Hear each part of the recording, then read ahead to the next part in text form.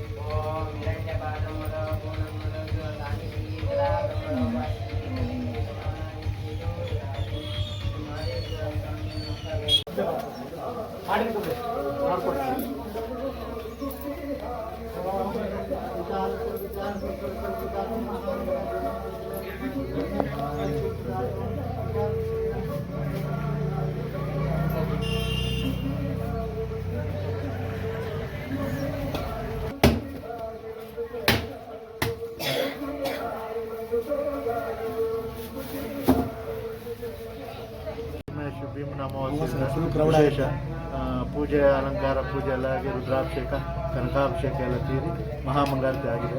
ಈ ದಾಸೋಹ 10ವರೆಗೆ ದಾಸೋಹ ಸ್ಟಾರ್ಟ್ ಆಗುತ್ತೆ. ಭಕ್ತಾದಿಗಳು ದಾಸೋಹವನ್ನು ತೀರಿಸ್ಕೊಂಡು ಇದು ನೀಟಾಗಿ ಹೋಗ್ಬೇಕಂತ